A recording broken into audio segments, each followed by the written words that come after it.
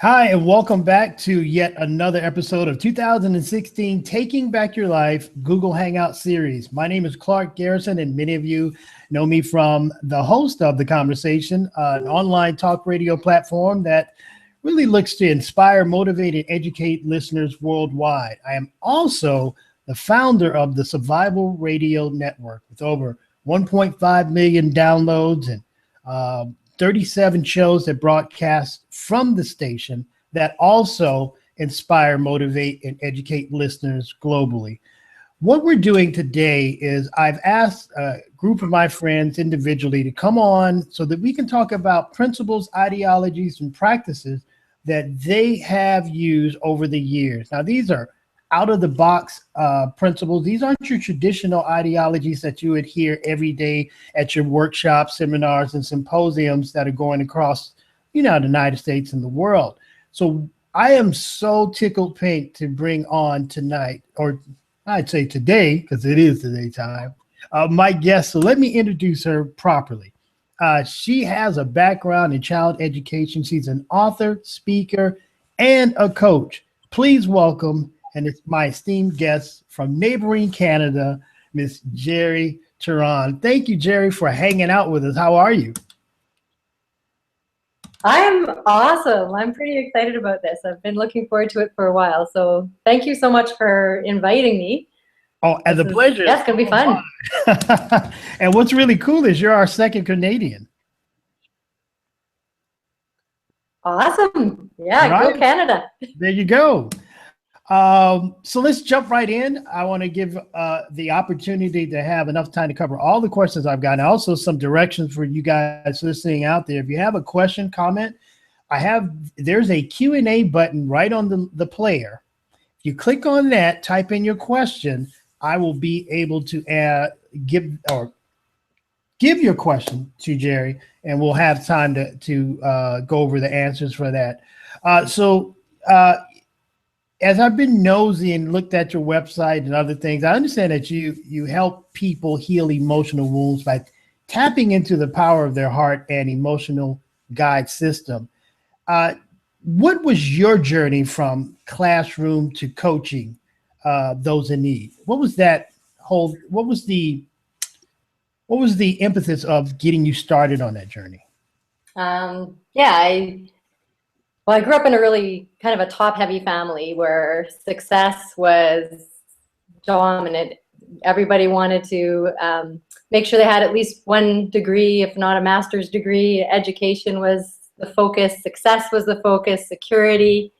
And so I did, like a good little girl, exactly what I was supposed to do. I got all good grades in high school, went to university, decided I wanted to be a teacher, went into the teaching field. And, a lot of it never really sat right with me. There was a lot of fear, and I was a hypersensitive, shy young lady and little girl. I really never spoke. So it was a huge stretch for me to even go into that field. There was so much fear instilled in our children. And eventually I kind of let go of teaching to have my own kids, and I realized that I had a lot of aversion to sending them to school because they taught me so much. They were so heart-led and trusting, and they just were so forgiving and resilient, these little spirits, always happy. And I started to tap into that place in me and recognize, wow, like I have a lot of work to do. So I really didn't even know who I was. I wanted to learn to live from this place of love as opposed to fear. I wanted to change the whole school system and the curriculum.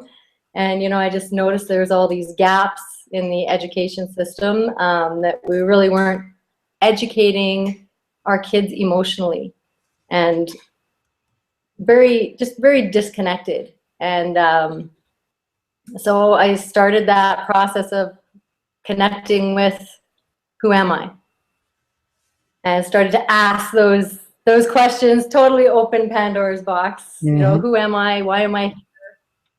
how can I live from this place of love and this heart-centered place?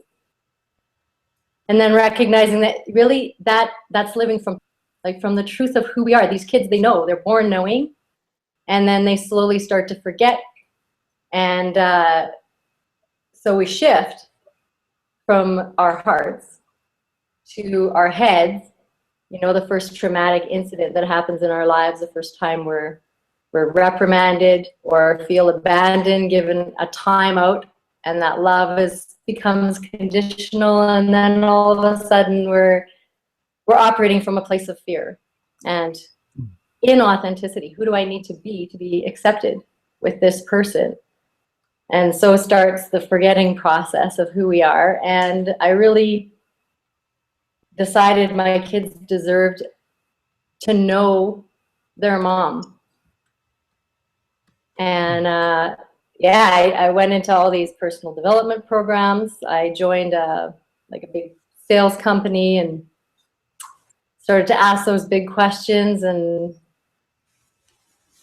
wow, everything shifted. And I totally had the breakthrough that went on, realizing that I have no idea who I am, that I've been living a lie. And I started to go numb and have physical symptoms, and was diagnosed with, doctor said, well, you're positive for lupus, your heart valve, you have mitral valve prolapse, the ultimate calling of the heart, right, that you're not listening. So I even started to have heart issues. And from there, I thought, you know what, no, I can do this. I have 3 kids. They were my motivation. And I learned how to meditate. And I eventually, I healed myself. It took a long time. It wasn't overnight, but, and then I found all sorts of different programs. I spent tens of thousands of dollars traveling all around North America. And one of the turning points was a course called Heart of the Samurai, and where I really found my purpose, and that it was to serve love. And that actually was meant the same thing as to be who I am. I'm like, wow, my purpose is to be who I am. Problem is, I really wasn't clear on who that was and what that looked like. And so I developed a parenting program, Parenting from Heart, because I figured, I let go of teaching for a while and decided I needed to focus on my kids. And ultimately, that changed into a parenting program. And then I wanted to get into the school system, because I thought, I can make an impact with 30 kids a year in my classroom. Or what if I started with the parents and then 30 teachers go through my classroom a year? Much bigger impact. Right. So yeah, I went into Parenting from Heart, and then realized, these parents, they keep defaulting back into this fear-based system. And we're so programmed and so conditioned. And so then I realized, well, you can't parent from a place that you have no idea how to live from. So that's where living from heart and living from heart center came from. And my own process of learning who I am and expressing authentically in the world. So yeah, it's It always is, right? It's interesting to see where people have come from, because many people only see the finished or the more polished product, and they don't realize there's been a lot of pressure that has gotten you to start to shine, as diamonds do under pressure. You mentioned in your bio online that when you were growing up, you felt like you were not seen. And I'm interested to know, what did you mean by that? Because as you said, you came from a very educated family background where there were certain, I guess, goals that had to be met or should be met or expected to be met. And it doesn't, so when you say you weren't seen, what was that about for you?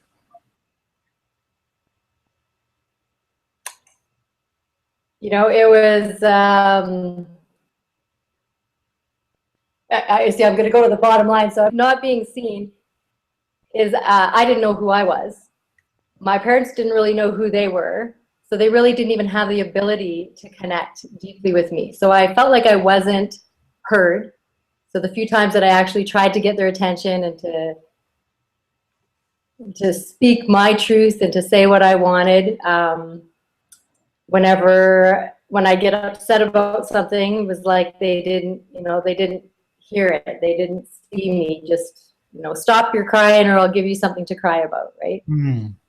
And so my heart just longed to express who I was. There was something else there, and pretty soon I really had no sense of self. So I lived my life for everyone else, and I was like the ultimate people pleaser.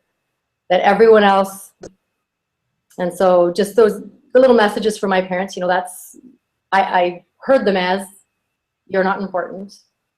You know, they'd argue in front of me, and I'm thinking, can't they see me? Mm. And I remember one incident where we were at a family gathering, and my dad and his our relatives were telling jokes, and I'm sitting right there, but like I said, I was extremely shy, so my goal was to blend in with the wallpaper, and I succeeded quite well, actually. I had teachers that said they had no idea I was in their classroom like 2 years later. So yeah, and he was, you know, they're telling these dirty jokes in front of me and all this stuff, and I remember my uncle saying, like, kind of motioning to me, like, you know, Jeri's right there, you might want to. He's like, no. It was, I just heard, you know, she's not important. She won't get it anyway. She's dense, you know. Mm-hmm. But the thing is, I heard everything, and I was super sensitive. I just, you know, I didn't speak because I was so afraid of being judged. Wow. And so I just, you know, it all turned out like this process of uncovering all my belief systems, and that, you know, it's all inside of me. Everything that's showing up outside of me, all of those judgments or feeling like I'm not accepted and not seen, really turned into that call to, okay, whose job is it to see me now? Mine. And how am I supposed to, you know, and so number one, who am I? Who do I want to be? And I wrote my obituary. And that was a huge turning point for me. I thought, okay, my eulogy. And so I remember sitting down and doing this activity, writing my eulogy, and I'm thinking, okay, what do I want my kids to say about me when I pass? What about my colleagues? What about my parents? You know, what do I want to be remembered for? And from that point, my whole life changed. I realized that I was living nowhere near, I wasn't even aiming for that direction, right? All of those, the courage that I wanted to be remembered for, the impact that I wanted to have, you know, really teaching people to connect with who they truly are and to have the courage to express that. Then the world would work. Like, the only problem in the world today is that people don't love themselves. And so my mission became to love myself. Like, what does that look like to love yourself? What is self exactly? Who is that me that I'm talking about? And I just, like, all of those really deep inquiries and meditations to attempt to tap into my soul calling and my heart center and what is it that I'm supposed to be doing here. And it became really clear, but really scary.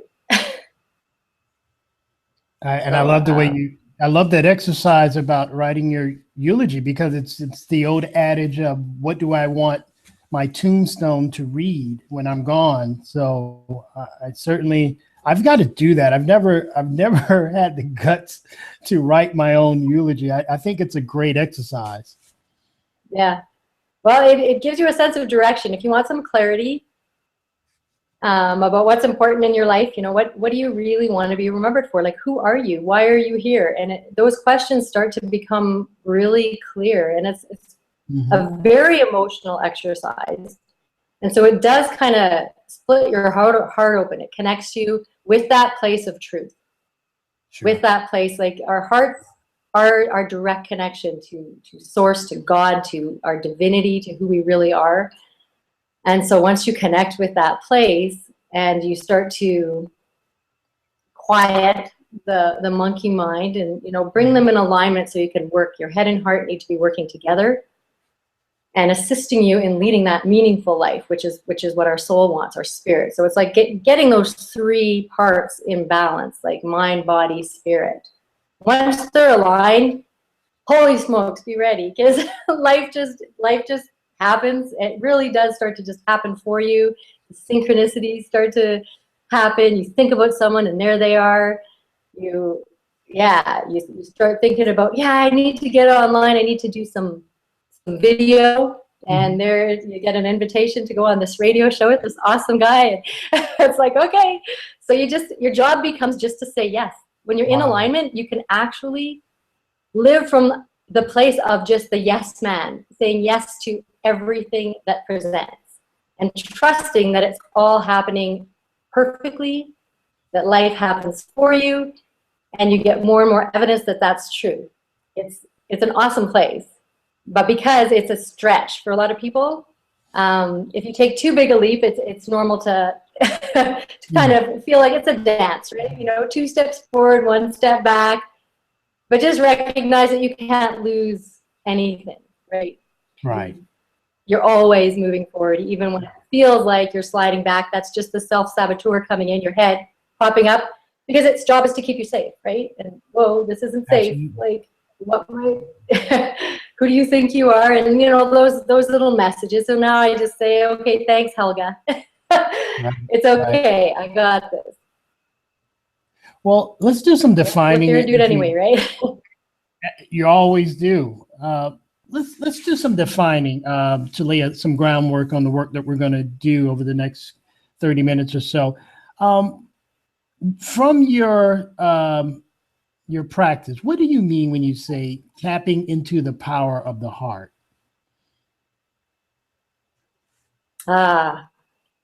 See, our hearts are our guidance system for life and for live life. And so the power of the heart, our hearts have the electromagnetic field around our heart is 5,000 times bigger, more powerful than that of our brains. So really, that is our connection to each other, to source, to everything. So the power of our heart our heart knows. Our heart knows who we are. Our heart knows why we're here. We have this powerful emotional and cellular memory that resides in our hearts, but we've learned to kind of block that. We start to feel like, you know, that love hurts and it's not safe to express ourselves, and you know, we might be judged, we might be, you know, the fear of rejection, huge, fear of abandonment, all of those fears. And, you know, telling our heart, you know, it's not safe. Remember what happened last time you fell in love? Like, what are you thinking, right? And it's, you know, it's just not true. Love always heals. But our thinking creates these emotions that aren't even, you know, they're not the truth. And so we don't really want to live from that emotional place, you know, that reactive place. And that's why I shifted it from living from heart to living from heart center, because the center is the spirit, right? So there's like body, mind, and spirit, or head, heart, and center. And the spirit is that ground and center, all-knowing, all-seeing, always connected. So the heart center is really the core of who we are. And when you're following your joy, you are living your purpose. When you're expressing authentically, you are on purpose. We're here to be who we are. Like, people are all they're looking for their purpose. And I mean, I had this huge insight that my purpose is to be who I am. So what do I need to do? I need to release all that blocks, everything that's in the way to expressing who I am, to experiencing myself as that loving, connected, beautiful being that I am, to reparent myself and give myself those messages that I've always longed to hear. You know, our parents did the best we could, but we've got to tap into the truth, and that's our heart. But I think it was Buddha. In your head, there are no answers. In your heart, there are no questions. Mm. And so letting your heart and center guide you, and just dropping down into a place that's real, like emotional authenticity, embracing what is and not resisting it, and just knowing that it's safe to be who you are. And in fact, the risk is in dying not having known who you are and not having expressed who you really are. You know, people think it's such a big risk to be vulnerable, but isn't the greater risk dying with all of that still in you? Mm. Without having truly expressed who you are, having shared your gifts with others. Like I'm just, right? People just need to be who they are. They just need to, if you're not expressing authentically, then you're in fear. And if you're in fear, then you're not in love. And love is alignment. Alignment, those three parts. Your head, your heart, and your center. Mind, body, spirit. And life works when you're there. And it's... And if you would describe, and I found this an interesting phrase, emotional guidance system. What, pray tell, is that? Your emotional guidance system? Yes. Yeah, I used to use that a lot. Just, okay, so when you feel good, you're in alignment. When you feel bad, something's off, right? And so really just using your emotions as a guide. And so whenever you're feeling bad, then to kind of go back and to use that, okay, so what am I focusing on? Because every time you're feeling bad, you're focusing on what you don't want. Mm-hmm. And so to just shift it, what do I want? And so just really tapping into how am I feeling? And then, okay, if you're feeling bad, then what am I thinking? So one of the coaching questions that I use a lot with my clients and in my workshops is to fill in the blank, is I'm feeling blank because I'm telling myself blank. So I'm feeling angry because I'm telling myself that no one has time for me. Or I'm feeling pissed off because I'm telling myself that I've been betrayed, or that I'm being abused, or that I'm being used. Really, no one has the power to hurt us. No one can hurt us. It's our thinking about the situation and our thinking about what happens that actually causes the negative emotion.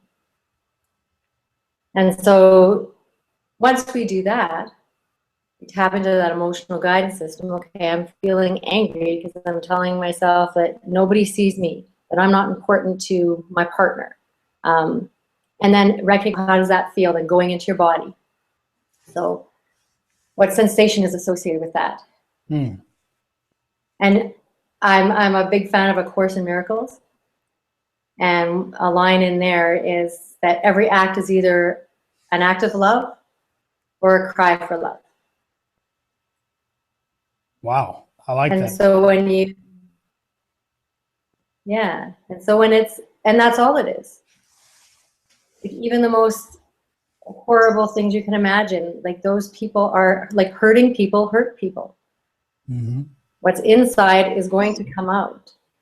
And so it's us too, those parts of us that are the hearts that need it the most. So it all goes back to just that, the inner battle between our head and our heart, which will show up outside ourselves every single time. So we just really want to focus on, okay, what am I feeling right now? What's the sensation in my body? And without judgment. You don't need to approve of yourself. You just need to accept what is. So just going in there and tapping into what are you feeling? What sensation, what physical sensation is in your body? And just give it some attention. It's a cry for love. And love, like to a child, is attention, right? Yes. Parents know that, just attention, and they feel loved. And they'll manifest sickness in order to get that attention, in order to feel love. And we do the same thing. It started way back in childhood. We'll manifest sickness as a cry for love. And we can address that cry. We can go there, we can go into our bodies, and we can just send love there and just sit with that part. Sit with the tension, sit with the pain, and the law of nature says that this too shall pass, everything passes. So then you just get curious, well, wow, okay, interesting. So not judgment, this is bad, I have to get rid of it. Because most people know what they resist persists. Yep. And so you're actually prolonging it then. It's a cry for love. So give it love. Give it love. Get curious. Okay, why are you here? Is there a message for me? A lesson for me? And just, embrace all that is. Whatever you're feeling, it isn't good, it isn't bad, it just is. And it passes with attention and with love. So what parts of you are crying out for love? And then be that loving parent. Like I always think about that, the mom with her baby. And how beautiful that is, the way that the baby is held, the way that the baby is fed, bathed. And do we do that with ourselves? With ourselves, we're just in autopilot. Like, number one, to live from your heart and from heart center, get out of autopilot. Get out of autopilot. We get up in the morning, we brush our teeth, we don't even look at ourselves in the mirror, we don't even acknowledge ourselves. Just rush through everything. We have a quick little shower, maybe slap on some lotion. I'm like, everything, just feel your feet on the ground. Connect with your best friend who's looking at you in the mirror, longing for attention, crying for love. And even, feeling your body parts as you're showering, as you're, think about the mom and her baby, putting lotion on and how she does this little piggy on each little toe, right? And every little finger she'll, play with. What if we did that? What if we treated ourselves that way? We forget that there's this little child whose needs maybe weren't all met in childhood, and who's now looking in every relationship to get those same needs met that weren't met in childhood. And so it's our job now. We get to reparent ourselves. And in that, we heal all of those old wounds. So we don't, and it shows up as patterns, right? Relationship patterns in all our relationships, with our kids, with our coworkers, with our spouses, all of this woundedness. And we speak from our wounds, and we keep attracting the same patterns over and over and feel stuck.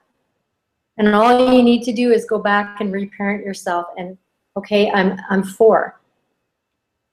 Would I say the same things I say to myself? Would I say that to a 4-year-old?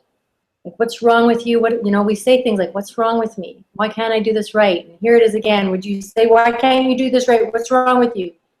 No, you'd say, hey, it's okay.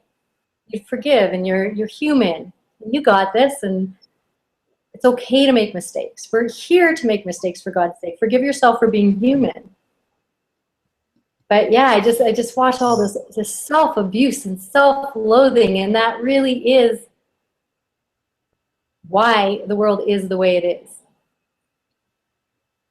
I want to talk about a phrase that I've heard several times already, and it's and then I've got a question about authentic self. So to me, I think that at our core, we're all wandering the world, searching for that inner confidence, that inner, soul that's going to drive who we are to be. I think along the way we get lost and we start becoming replicas of other people because we think that's what I want. What is your advice to our listeners, or what do you give to your students in achieving that ultimate authentic self, that state of being? What is your advice on how to get started on that road? Self-inquiry. Like asking the question is really the start of everything. Just, okay, who, like the big questions. Who am I and why am I here? And if you want to know who you're not, think about it. If you want to know who you are, feel into it. Feel about it. And so to really tap into who you are and that authentic self and your purpose, just meditate. And so one of the things that I have my students do is like to, okay, so tell me who you are over and over again. Tell me who you are. Tell me who you are. And so then they're just flushing out all of those old belief systems. So they're basically going to tell me everything, who they're not, right? Or you can start with tell me who you're not. Well, I'm not this body. I'm not, you know, like, I'm not what I have. I'm not what I do. I'm not, right? And so who are you? And then to really drop into it, then I have them for contrast, okay, feel who you are. So I'll just have them sit and close their eyes and, okay, feel who you are. And then tell me what you're feeling. So express and feel who you are. Right away, they might feel their heart start to beat. You know, it might feel like fear. But one of my favorite lines is fear is just excitement without the breath. So breathe. When you feel that, how do you know that that's not your heart jumping for joy? Because it's so excited that you're finally listening, that you're finally tapping into some truth and, you know, listening to it and paying attention to it. Like, it feels like anxiety. It feels like fear. It's the same thing, the sweaty palms, the pounding heart, the warmth and the flushness. But, you know, maybe that's excitement. Like, breathe into it and get excited. Okay, there's something big happening here. Like, fear is awesome. You're doing something. That's how you know you're alive, right? That you're actually getting out of status quo and autopilot. When you start to feel some fear, when your heart starts to pound, it's actually excitement. So yeah, feel who you are. Stop using the word think so much and start using the word feel. Because that changes everything right there. It's a safe. I ask people when they're trying to make a decision. No, go right ahead, please. Sorry? I was saying, go right ahead. When you're making it, yeah, feel into it. Don't think about it. You think about, oh, do I do this? Do I do that? You're going to get all the fear and all the aversion and all the, you know, there's a lot of fear up here. Feel into it. It makes sense. And then you get to start to operate from a place of love. Wow. You know? Like of truth. It really does make sense because all of our inadequacies, all of our barriers that we put up are in our thoughts, right? Our emotions are carefree, they're brave, they're courageous, they're risk takers. Most people tend to shut that side down with new adventures or new journeys, new exploration, things they aren't quite sure of. Yeah, fear of the unknown. Right. You got to face not knowing, and that space. You know, the space of not knowing, people hate it. Like that gap, right? Like, I want to know, you know, my head needs to know, I need to know my next step, like show me.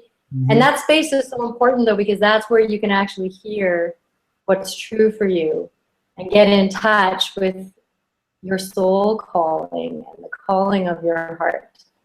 And so I think of that space, I'm like, okay, that space is the space of infinite possibility. Like, any door can open. And when you get present and be okay with that, in being in that space of not knowing, if you can just be with it, that's pretty soon the magic starts to happen. And the doors start to open, and you can just go, okay, yes, like we're that guided. We're that loved. You know, the universe conspires for us, like to assist us in authentic, and that's it. Just, are you authentically expressing? And if not, then you're in fear, and that's okay. You're human. Forgive yourself. Okay, so now what can I do to love myself more? What's one thing I can, my daily practice is just love and forgiveness. That's it. There's always opportunities to forgive. Any judgment comes up, and to love more. I want to go further into your platform, Heart-Centered Strategy. Can you walk us through a little bit, not obviously this is a process, but just a little bit, the door opening of when you're working with a new student, how do you introduce this particular strategy to them? To live like a more authentic life. And well, that was always the first thing that the actual heart-centered strategy, which all of this encompasses. How does that process start? Because it's so many layers of it. I'm just curious of where do you start from first? And I know you talked about asking questions more so for one's specificity, but in terms of if I'm new to this program, what's my starting point? Because I could be a hot mess, you know, at that point. Yeah. Well, first of all, I would just have a conversation. Okay, so, you know, what do you want? What do you love about your life right now? What parts of your life would you like to change? What do you perceive to be the gap that's in between the two? Between what, you know, where you are and where you want to be. And so then I start to identify, you know, where they believe that they're stuck. And their belief systems show up really strongly to me. I can pretty much from the results, from what they're getting in their life and from what they say, I can tell what they believe about themselves. And so then we start to talk about those belief systems. And then I ask, are you willing? Because really it's just willingness. Are you willing to let that go? Are you willing to not know? And to go through it's difficult. Are you willing to do whatever it takes to love yourself? Are you willing to love yourself 100%? And why would you even want that? Are you willing to forgive yourself? To forgive the past, to let that go? And the biggest block to living a heart-centered life is guilt. Shame and guilt, the cycle of shame and guilt.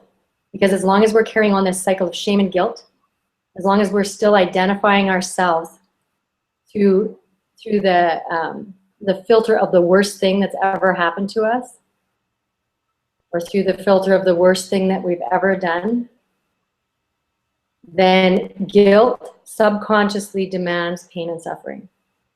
And so what happens is we keep attracting situations and people that'll continue to cause us pain and suffering. And that's our doing. That's our guilt showing up outside of us.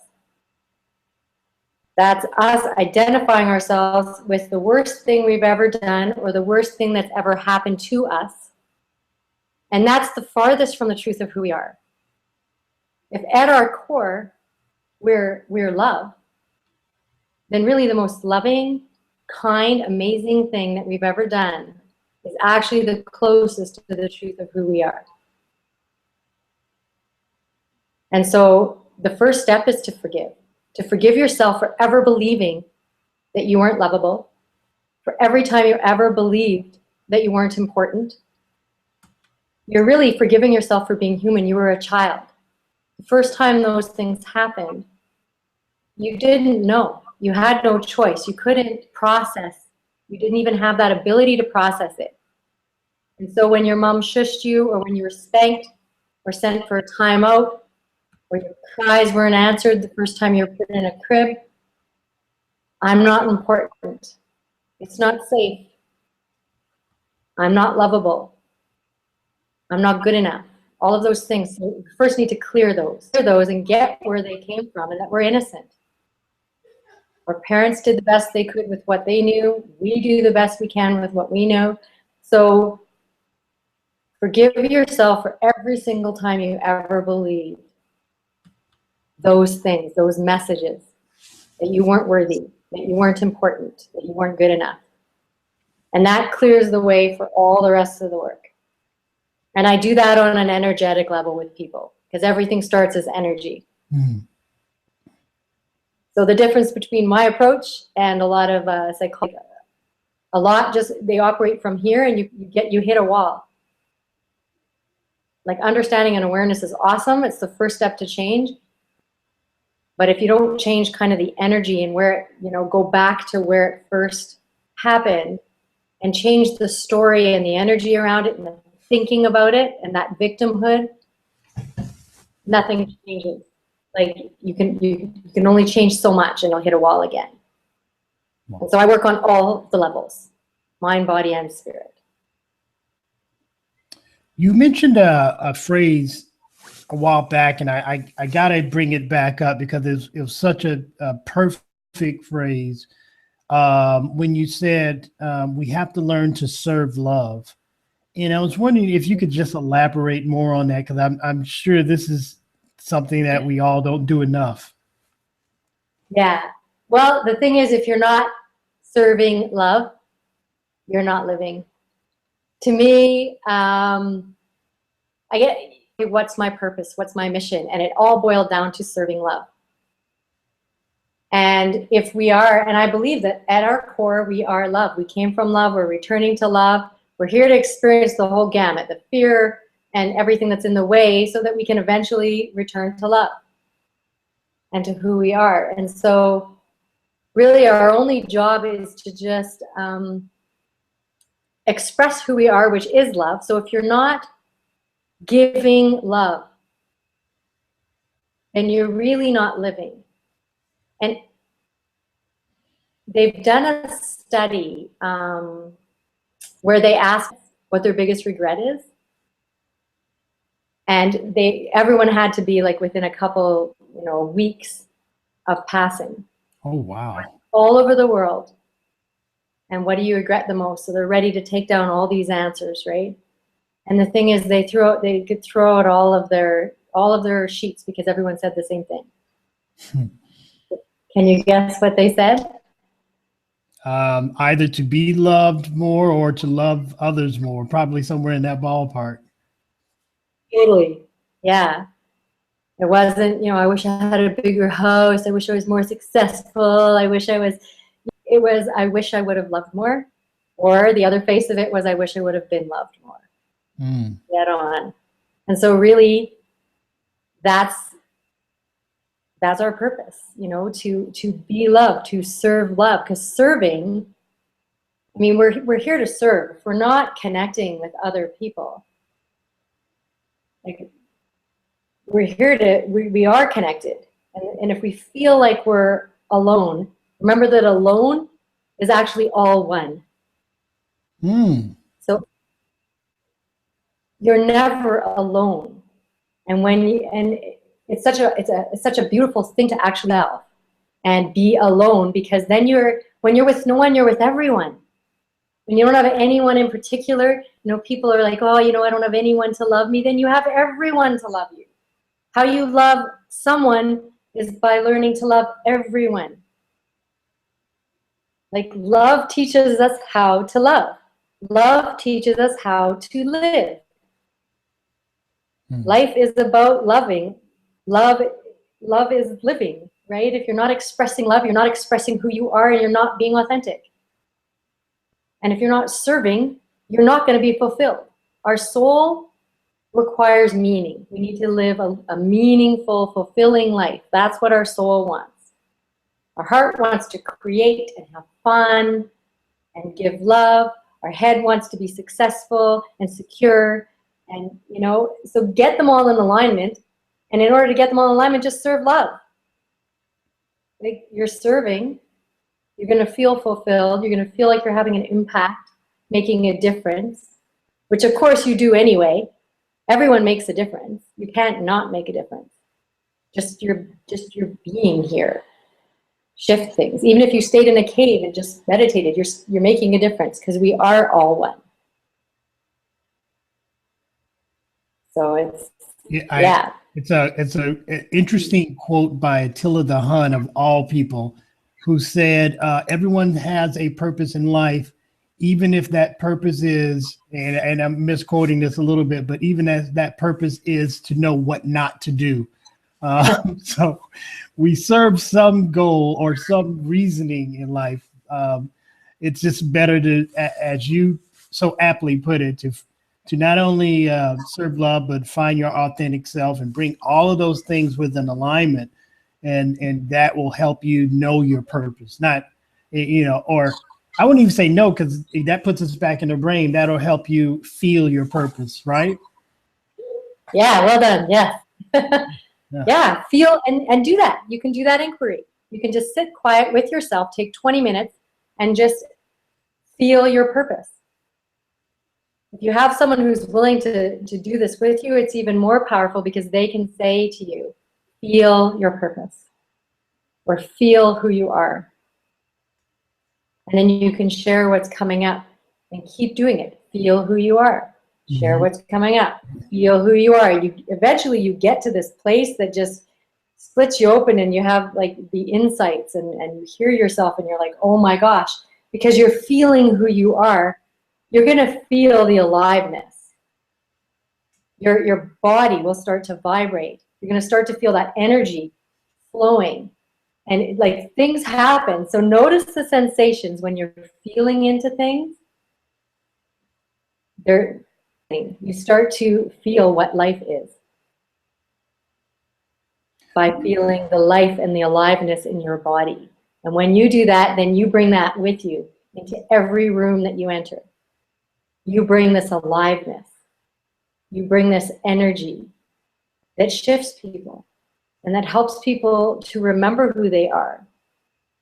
When you see yourself and acknowledge yourself, then other people will see you. When you say nobody sees me, when I said that, I didn't see me. I look in the mirror and I'm like, there was a total disconnect. That's what I look like? Like, who is that? So even just that, just looking in the mirror and getting that we need to become our own best friend. Acknowledge yourself. If somebody walked past you every single day at work and never acknowledged you, never said good morning, would you trust that person? No. And that's our biggest thing, is we doubt ourselves. We don't trust ourselves. Well, of course not. We don't even know who we are. We don't even say hello in the morning. But hey, good looking, right? Like just that acknowledgement. Hey, I see you. And so sometimes we have to start with imagining that we're 6. We're looking at that 6-year-old in the mirror and say, hey, I see you. You're awesome. You're beautiful. You have so many gifts to share. I got you. I'm here for you. I haven't always been here for you, but I am now. We have to stop betraying ourselves and start loving ourselves and befriending ourselves. And then we learn to trust ourselves. And when we trust ourselves, we start to be more confident, and we can live with more courage. And courage is heart. C-O-U-R, like kur, heart. So it does take courage to live from a place of heart and authenticity. The courage to be seen. Because those fears, the fears of rejection, will creep in. But nobody can reject you but yourself. There's no such thing as rejection. The only kind of rejection is self-rejection. I would guess with many people who may be listening to this and totally agreeing with the place that you're coming from, one of the barriers that is probably prohibiting them from taking the first steps forward or believing in looking in the mirror and actually loving some part of what they see is that they need coaching. They need someone to guide them through that. And can you talk about how you and your systems and your experience can help facilitate that? Yeah, you really do need support. You need to find your tribe. And so yeah, I do. I run heart-to-heart healing circles that I bring, my tribe together, and lots of men and women come, and so lots of support. I do. I have unconditional love retreats that I really, we practice this in a very supportive, safe space. Mm-hmm. And so people can start to be more comfortable with it and realize, okay, you know what, that wasn't so bad. And yeah, I'm one of those people that I'm totally going to be there for you and set you up with a support system as you embark on this journey, because I get how much courage it takes and I get how scary it can feel. But yeah, it is like, how do I do this? And you have to surround yourself with the people that are on this journey. So for sure, like, talk to me and get hooked into, I have an awesome support system. I've got like Facebook groups too, where, people can chat, and yeah, it's, well, perfect time to talk about, give everyone, please, your website and any social media contacts that you'd like for people to start to follow you. That would be great. Yeah, I Living from Heart Center. So center is spelled CENTER. Mm-hmm. Livingfromheartcenter.com is my website. And Living from Heart Center, same thing on Facebook. So you can find me there. I studied with a Zen Buddhist master for 4 years, and awesome support system. Like that is like a step-by-step program called trilotherapy, and it's about balancing your head, heart, and center. And so it really does meet you wherever you're at, so that it's not too big a leap. And so you're not tempted to pick up all your baggage again because it's just too scary, right? Because yeah, like, oh my God, who am I without my story and without all my stuff, right? Right. So I'm not going to do that to you. I'll ease you into things, right?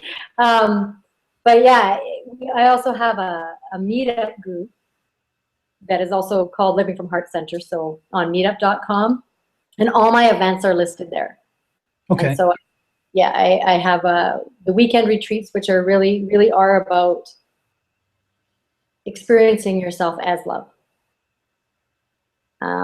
So it's self-love and self-forgiveness and getting really present and mindful. So I use a lot of the strategies that I learned from the Zen master that I studied with, and it's kind of the best of everything I've done, actually, and made it all my own. And okay, what worked for me to get, to heal myself and to really live from that place of trusting myself, loving myself, letting go of the doubts, learning how to make decisions.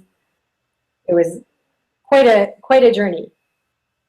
So yeah, and I do Skype sessions, so you can get in touch with me. My email is same thing, livingfromheartcenter@gmail.com. So that's a great way to get in touch with me and set up a Skype session, and we can do like it's a major clearing, like book a forgiveness session. That's like, the first thing is just to chat with me, and that's free, 20 minutes. See if you resonate with, if we resonate with one another. And then we'll start that clearing process, clearing the shame and guilt cycle. Right. So that you can start to get in touch with who you really are and even hear the calling of your heart.